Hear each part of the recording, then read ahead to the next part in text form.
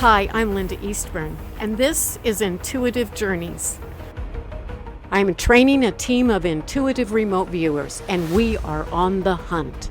We're stealth detectives using only the power of our minds to get real-life answers.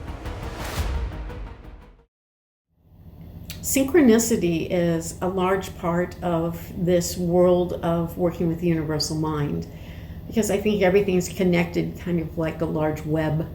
Once you start doing one thing, another thing is kind of pulled, and everything sort of pulls itself together in very synchronistic moments. We're starting to see that in the class. We'll share these synchronicities with you as they happen, and let you in on kind of the world of the mystical, as I would call it. So this is my pair of lime trees. And we just got some limes forming. Look at this. Little tiny limes forming on this thing. Hopefully they will grow before the season gets too cold, and I think that's fantastic. Terry is with us now. He is the owner of Instrumental Furnishings. We're going to see how he responds to our scan of his business. We looked at it intuitively through a remote viewing session, and we're going to present that to him and just hear what he has to say.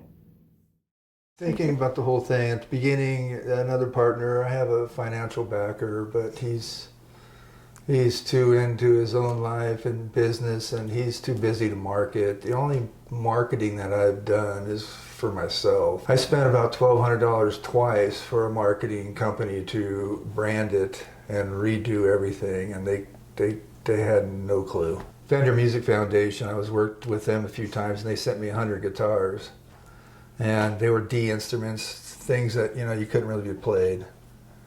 And I had to figure out what to do with them, so I started making this art jewelry box hanging thing.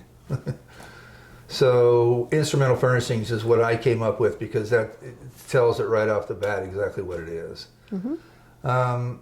I have thought many a times of getting 15 or 20 pieces together and do it in an art gallery. Yeah. I've always considered it art, and I've spent a lot of money trying to get the name out there. So distracted, yes, I have another side business that helps pay for the rent, which, distracts me at times. I know these things are amazing. I know they're incredible. Everybody who sees them thinks they're incredible. And I get more response from non-musicians, really. They just think it's artsy-fartsy cool, So yeah, I think you got probably 75% of it right. What is your goal with it? What's your vision? Where do you want it to be? I think the only way to make good money on it is get in, like you were saying in the clip there, is high-end clientele. High-end clientele, but yeah, custom pieces for high-end clientele. Like I said, you were pretty close, 70% right of that. That's Terry's response to our business scan of Instrumental Furnishings. We'll keep you informed of any progress Terry makes in the future. I have these wildflowers growing next to my deck. They tend to draw in a lot of bees. They really support the bees, I guess. And so I just leave them alone, and they're kind of pretty. But also, if they support bees, then I'm very supportive of them.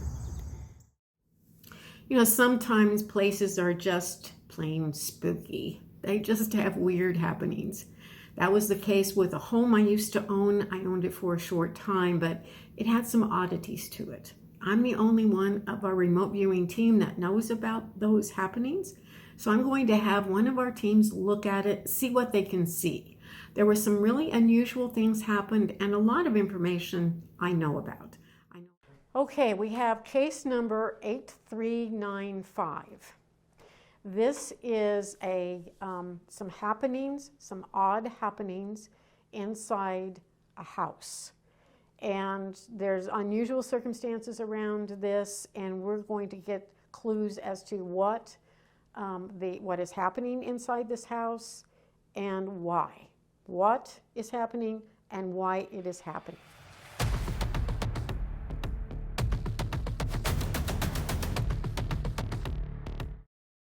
Sid, I want you to just read your summary.